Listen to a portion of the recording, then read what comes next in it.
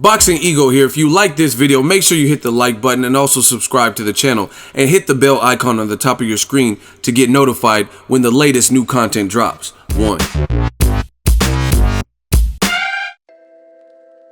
What up, Fight World? Your boy Ego.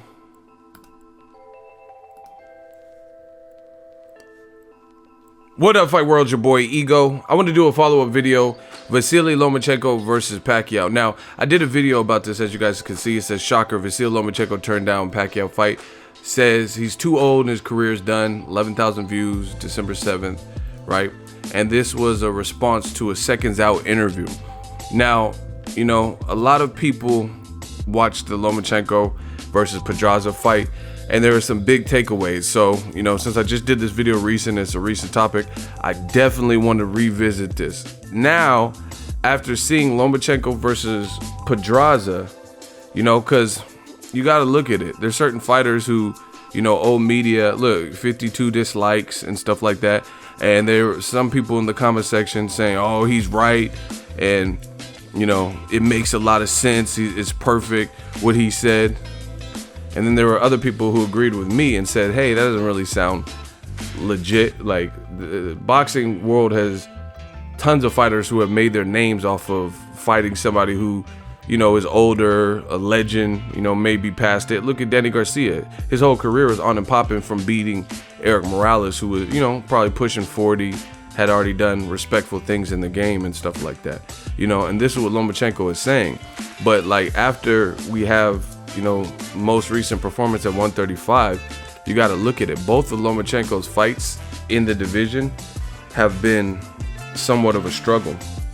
He's pulling the trigger and finding a way to, you know, to get the victory, which is good at the elite level, you know, having a win versus anything else. However, statements like Pacquiao's too old start to make less and less sense. You know, I've always stated I would love to see, you know, you never heard me say anything different. I always stated I would love to see Lomachenko versus Pacquiao. Very interesting stylistic matchup, you know, and I even used in this video that you guys are watching, if Broner beats Pacquiao, he'll get credit. So that, you know, that does away with the whole notion that he's just way too old and past it. Because if Broner beats him, people will give him credit for it. Vice versa, if Pacquiao beats Broner, you know. So, you know, it's going to be important to see what Lomachenko and his team decide to do. If he moves back down to 130 after moving up, then that's going to show you, because you rarely see guys move back down in weight, you know, in their career, especially, you know, when they get to 30 and after, unless they're having losses and or struggles with the new weight. You know, you rarely, like Andre Ward, he moved to 75 and, you know, he stayed there until his retirement. You don't really see guys. Terrence Crawford, does anyone see him going back down to 140?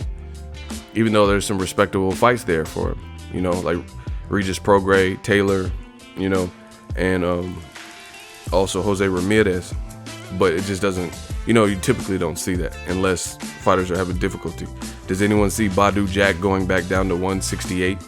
You know, so you normally see people move up and genuinely stay there, unless it's like a Canelo type of thing where he's clearly fighting a guy with, you know, a light title, some version of a belt to set history, stay busy, fight guy who should we beat and then go back down. You know, Lomachenko said he had every intentions of, you know, moving to lightweight. So, you know, that'll be a sign, you know. And I appreciate Lomachenko's competitive edge, because despite having a tough fight with Pedraza, he said, of course, I still want to fight Mikey Garcia. But again, I think this Pedraza performance put a lot of things in perspective for people regarding, you know, Mikey Garcia and Gervonta Davis and his comments about Pacquiao. It just has people thinking, like, you know, rethinking and re-examining, hey, if your face got marked up against someone the likes of Pedraza, imagine with the big puncher if they let their hands go. You know, it just raises some eyebrows. You know, Lomachenko's still a silver medalist, or excuse me, two-time gold medalist. He's still a good fighter. But, you know, just reflecting back on what he said about Pacquiao, it looks like Pacquiao is not the right look for him, because to me it's looking like Lomachenko's probably tapped out at 135. You know, If he goes to 140 and starts fighting big punchers like Regis Prograis, you know, if he fight Mikey Garcia at 140, if he were to fight Pacquiao at 140, I could see all of those fights being really difficult for him. Like I said, you look at Jose Pedraza, he has a 44% knockout ratio. You know, 27 or so fights, 12 knockouts. And he was able to hurt Lomachenko in this fight. You know, you got to watch close, but he was able to hurt him to the body. He did really good in round 10, I think it was, and he marked up Lomachenko's face. Same thing with Miguel Marriaga. Marriaga was coming off an Oscar Valdez loss, and he was clearly losing, but he still was able to manage to mark up Lomachenko's face, you know, and it's just slowly, it's kind of like slowly chipping away, like this whole Matrix and no Mosenchenko and stuff. People see, like, once Lomachenko, he's been fighting guys who are at least his size and or bigger, and you're seeing, you know, the fights are getting tougher versus like Manny Pacquiao, Floyd Mayweather. Their whole later career was fighting bigger guys.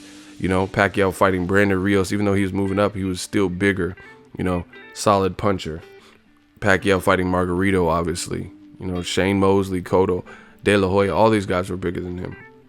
You know, Mayweather, Maidana, Canelo, De La Hoya, Cotto, all these guys, Conor McGregor even, they were all bigger than him, you know. And it seems like with Lomachenko's active style and aggression, you know, people are making him pay a bit more than the other guys who maybe got overwhelmed. So it's going to be interesting to see how this plays out. But I just had to make a follow-up video because I was just thinking about this, how he said that Pacquiao, you know, he doesn't want to have to beat him. You know, from what I've seen, Pacquiao, even at 140, even at this point, I wouldn't say he's an old man. I think that's a hard fight for Lomachenko, especially with Pacquiao's speed, punching power. Let me know what you guys think. I just want to do a follow-up video. Like I said, if you guys like to dislike and get mad when I'm saying it, you know, during it, and then you've seen his recent performance, so I'm going to do a follow-up video and see what you guys think now. Drop your thoughts in the comment section. Make sure you smash the like button as always. Hate, comment, and subscribe. Till next video is Ego signing off. So if you enjoyed this video and want more content like this on the channel, you can show your appreciation by going to the PayPal donate button or the YouTube support button, and you can donate any amount that you feel is equivalent to the value of this video. Much more to come. Thank you guys for your support. Boxingego, the future of boxing.